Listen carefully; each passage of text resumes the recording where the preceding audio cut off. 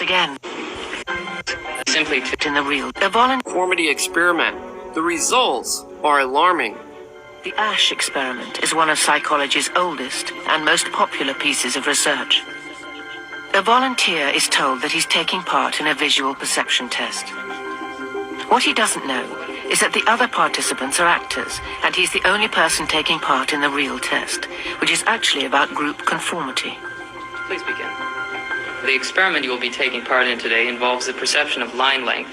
Your task will be simply to look at the line here on the left and indicate which of the 3 lines on the right is equal to it in length. So, for example, if you think the actors have been told to match the wrong lines. The volunteer will be monitored to see if he gives the correct answer or if he goes along with the opinion of the group and gives the wrong answer. In the first test, the correct answer is 2. 1. 1. 1.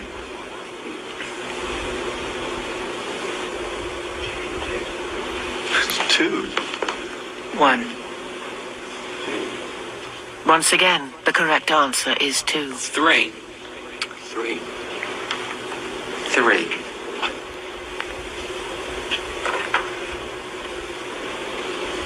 3. 3.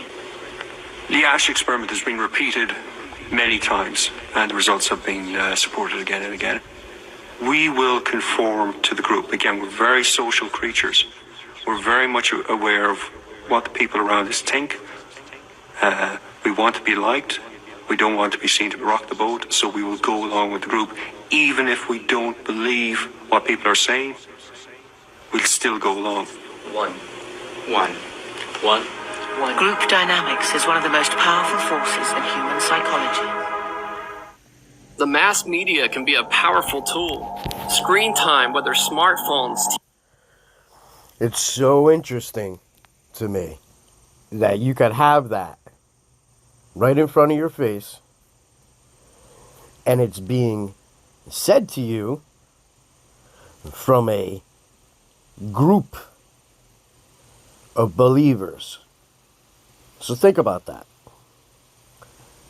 Your conformity to the group. We are social creatures, right? So you could have that and express that in your own group.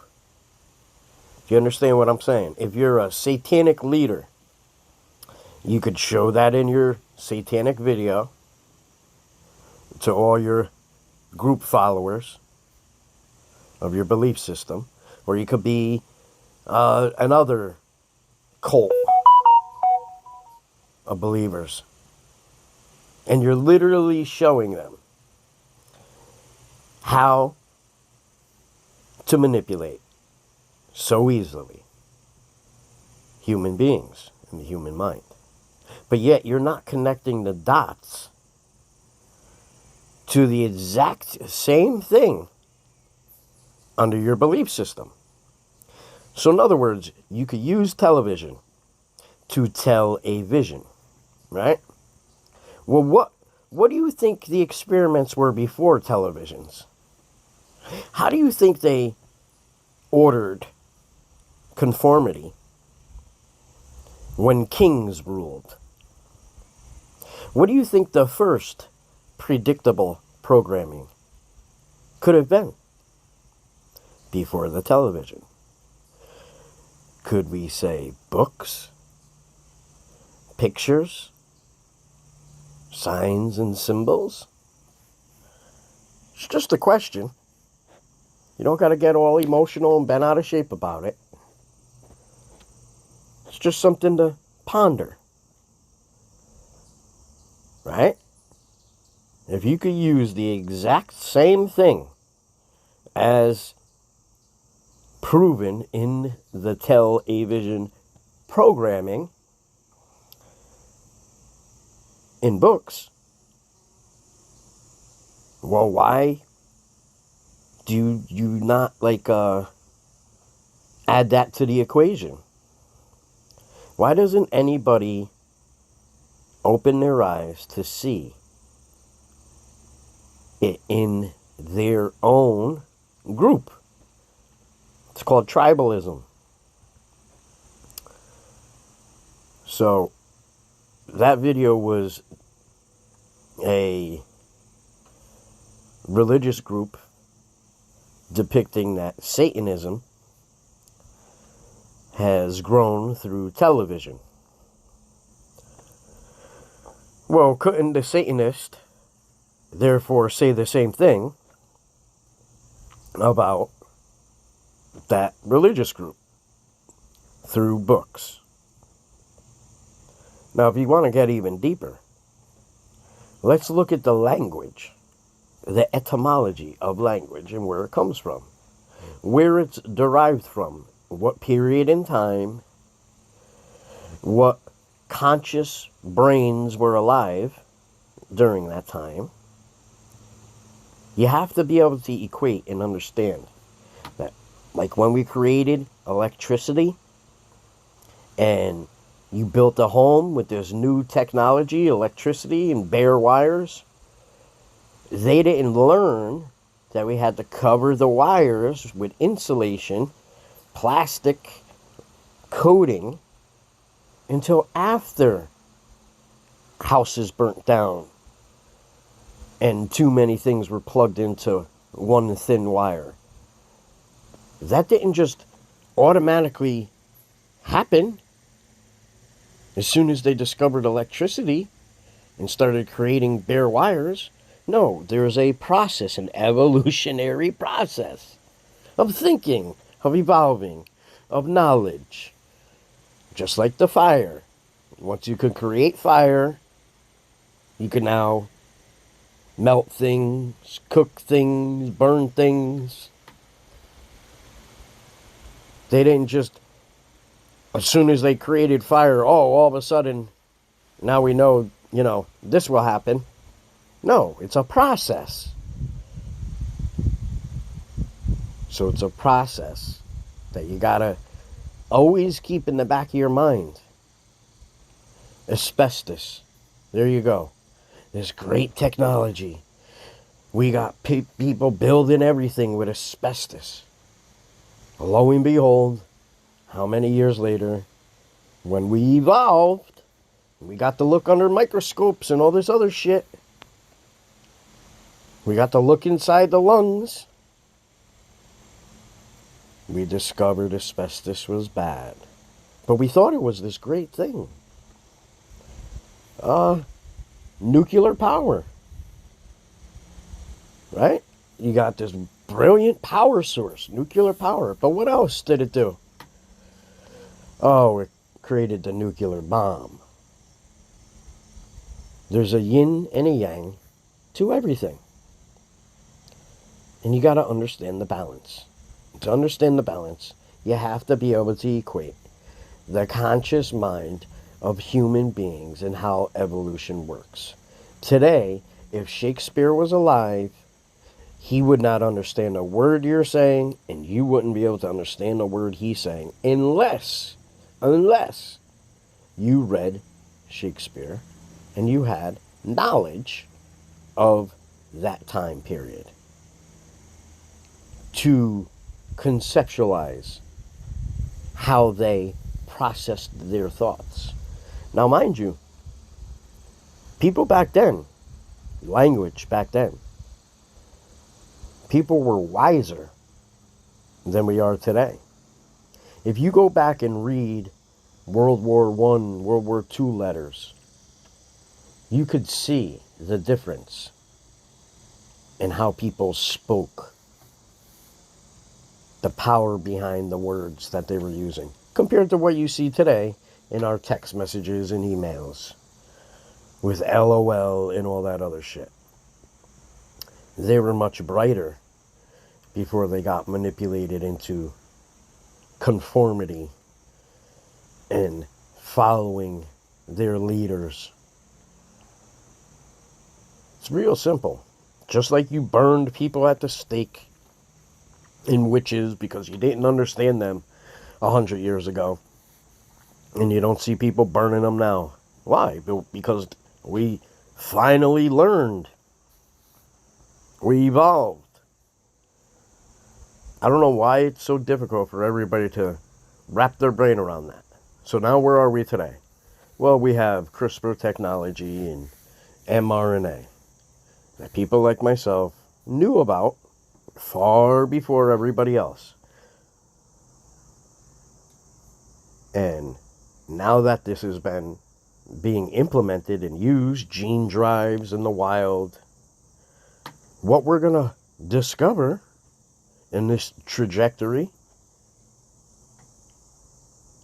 is what we didn't think about because we were too worried about how brilliant we think we are, how awesome this new technology is, and all of its potential. Yeah, well, the only way to learn it's good is to also know it's bad. Right? And the only way to know it's bad is to actually go through it. Just like the electricity, just like the asbestos, just like lead paint, just like the atom bomb. And if we forget that, well, that's where we end up like this.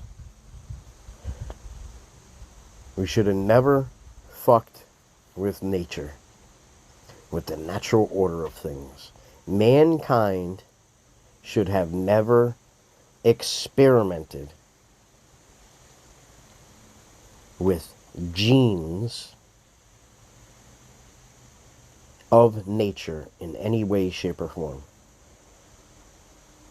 It all stems from the Frankenstein. Literally, all the problems in the world stem from control. It's all about control.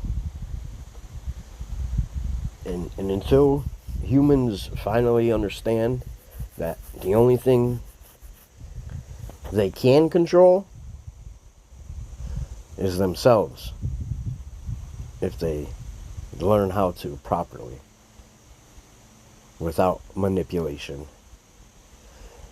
without tribalism and conformity.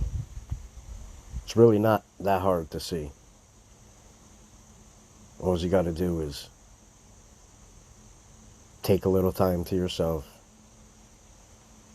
do a little research, do a little reading without bias.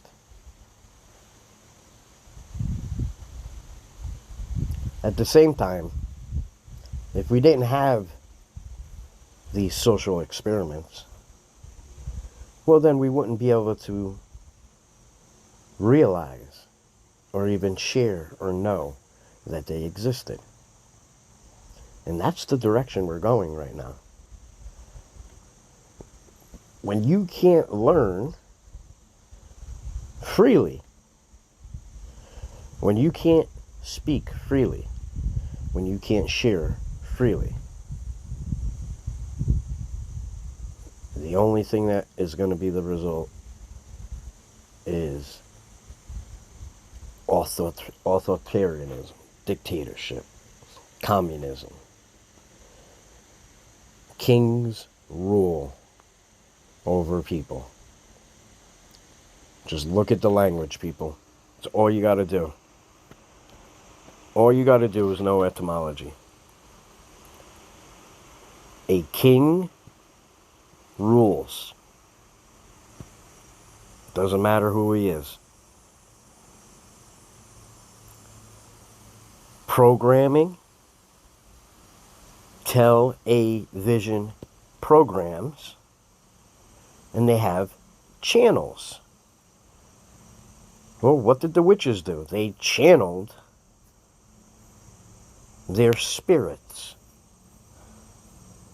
What do you drink? Spirits.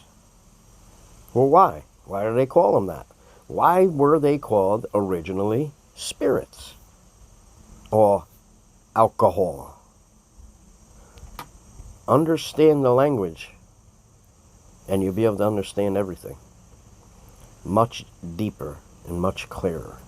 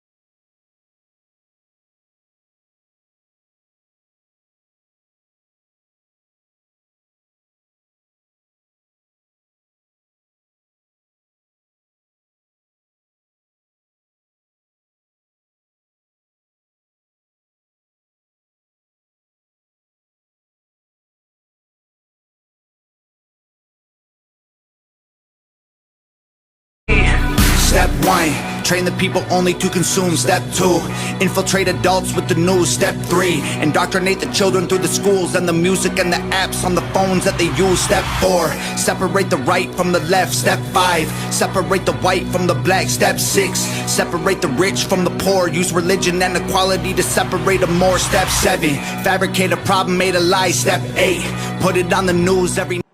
This danger can be stated in the form of a simple equation, which I think might be the defining equation of life in the 21st century.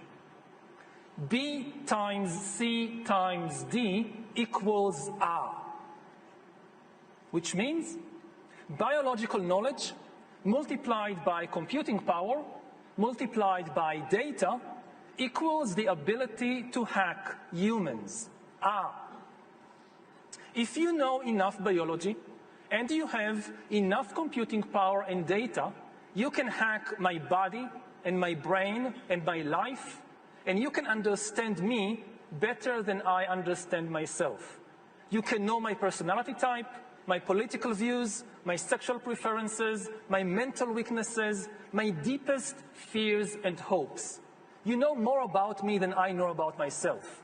And you can do that not just to me, but to everyone. A system that understands us better than we understand ourselves can predict our feelings and decisions, can manipulate our feelings and decisions, and can ultimately make decisions for us. Now, in the past, many tyrants and governments wanted to do it, but nobody understood biology well enough, and nobody had enough computing power and data to hack millions of people. Neither the Gestapo nor the KGB could do it. But soon, at least some corporations and governments will be able to systematically hack all the people. We humans should get used to the idea that we are no longer mysterious souls. We are now hackable animals. In the absence of open warfare, they recognized only the tests of journalism and not the tests of national security. And my question tonight is whether additional tests should not now be adopted. That question is for you alone to answer. No public official should answer it for you. No governmental plan should impose its restraints against your will. But I would be failing in my duty to the nation in considering all of the responsibilities that we now bear and all of the means at hand to meet those responsibilities if I did not commend this problem to your attention and urge its thoughtful consideration. On many earlier occasions I have said, and your newspapers have constantly said, that these are times that appeal to every citizen's sense of sacrifice and self-discipline. They call out to every citizen to weigh his rights and comforts against his obligations to the common good. I cannot now believe that those citizens who serve in the newspaper business consider themselves exempt from that appeal. I have no intention of establishing a new Office of War Information to govern the flow of news. I am not suggesting any new forms of censorship or new types of security classifications. I have no easy answer to the dilemma that I have posed and would not seek to impose it if I had one. But I am asking the members of the newspaper profession and the industry in this country to re-examine their own responsibilities, to consider the degree and the nature of the present danger, and to heed the duty of self-restraint, which that danger imposes upon us all. Every newspaper now asks itself, with respect to every story, is it news? All I suggest is that you add the question, is it in the interest of national security? And I hope that every group in America, unions and businessmen and public officials at every level, will ask the same question of their endeavors and subject their actions to this same exacting test. And should the press of America consider and recommend the voluntary assumption of specific new steps or machinery, I can assure you that we will cooperate wholeheartedly with those recommendations. Perhaps there will be no recommendations. Perhaps there is no answer to the dilemma faced by a free and open society in a cold and secret war. In times of peace, any discussion of this subject and any action that results are both painful and without precedent. But this is a time of peace and peril, which knows no precedent in history. It is the unprecedented nature of this challenge that also gives rise to your second obligation, an obligation which I share. And that is our obligation to inform and alert the American people, to make certain that they possess all the facts that they need and understand them as well, the perils, the prospects, the purposes of our program, and the choices that we face. No president should fear public scrutiny of his program, for from that scrutiny comes understanding, and from that understanding comes support or opposition, and both are necessary. I am not asking your newspapers to support an administration, but I am asking your help in the tremendous task of informing and alerting the American people. For I have complete confidence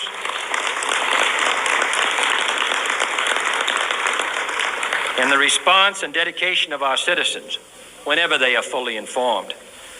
I not only could not stifle controversy among your readers, I welcome it. This administration intends to be candid about its errors. For as a wise man once said, an error doesn't become a mistake until you refuse to correct it. We intend to accept full responsibility for our errors. This administration, in the response and dedication of our citizens whenever they are fully informed. I not only could not stifle controversy among your readers, I welcome it. This administration intends to be candid about its errors. For as a wise man once said, an error doesn't become a mistake until you refuse to correct it. Not only could not stifle controversy among your readers, I welcome it. This administration intends to be candid about its errors. For as a wise man once said, an error doesn't become a mistake until you refuse to correct it. We intend to accept full responsibility for our errors, and we expect you to point them out when we miss them. Without debate, without criticism, no administration and no country can succeed, and no republic can survive. That is why the ability for our errors, and we expect you to point them out when we miss them. Without debate, without criticism, no administration and no country can succeed, and no republic can survive. That is why the full responsibility for our errors, and we expect you to point them out when we miss them. Without debate, without criticism, no administration and no country can succeed, and no republic can survive. That is why the Athenian lawmaker Solon decreed it a crime for any citizen to shrink from controversy. And that is why our press was protected by the First Amendment, the only business in America specifically protected by the Constitution, not primarily to amuse and entertain, not to emphasize the trivial and the sentimental, not to simply give the public what it wants, but to inform, to arouse, to reflect, to state our dangers and our opportunities, to indicate our crises and our choices, to lead, mold, educate, and sometimes even anger public opinion. This means greater coverage and analysis of international news, for it is no longer far away and foreign, but close at hand and local. It means greater attention to improved understanding of the news, as well as improved transmission. And it means, finally, that government at all levels must meet its obligation to provide you with the fullest possible information outside the narrowest limits of national security, and we intend to do it. It was early in the 17th century that Francis Bacon remarked on three recent inventions already transforming the world: the compass, gunpowder, and the printing press. Now the links between the nations, first forged by the compass, have made us all citizens of the world, the hopes and threats of one becoming the hopes and threats of us all. In that one world's effort to live together, the evolution of gunpowder to its ultimate limit has warned mankind of the terrible consequences of failure. And so it is to the printing press, to the recorder of man's deeds, the keeper of his conscience, the courier of his news, that we look for strength and assistance of the terrible consequences of failure. And so it is to the printing press, to the recorder of man's deeds, the keeper of his conscience, the courier of his news, that we look for strength and assist. Ultimate limit has warned mankind of the terrible consequences of failure. And so it is to the printing press, to the recorder of man's deeds, the keeper of his conscience, the courier The keeper of his conscience. of his news, that we look for strength and assistance, confident that with your help, man will be what he was born to be, free and independent. No one single argument on this planet infuriates me more than the Second Amendment argument. People always say, it says a well-regulated militia. The people that say this need to understand something. The men that wrote that Bill of Rights were way more educated than me or you. Back then, English language was actually something that was valued. I mean, hell, you can even go back to the Civil War and just read letters to home. There definitely aren't the emails and text messages we send today. Those men used what's known as an Oxford comma. An Oxford comma separates two separate thoughts. But let's go ahead and examine the idea of what a militia is. A militia is a group of citizens when the need arises, rise to defend a community or a nation. The Founding Fathers never intended for us to have standing militaries. In fact, they saw it as a sign of tyranny. Federalized military is something they never wanted. That's why they put that. So you and me are the ones that are supposed to be defending this nation. Which means it's your duty as a citizen to defend this nation. If you think regulating or arguing over what those men intended back then is going to change what their intent was today, they foresaw the future because they knew what their past was. The unfortunate thing is people nowadays forget the past. And you can never see where you're going if you don't understand where you came from. And if you don't get that, review the section of the FM and land navigation that covers shooting at back azimuth. You gotta know where you've been to know where you're going. And right now, if we take the whole scope of the world and its history, you apparently are forgetting where we've already been. If you think disarming a populace, or even revamping the Bill of Rights is a good idea. Nothing gets better with sequels.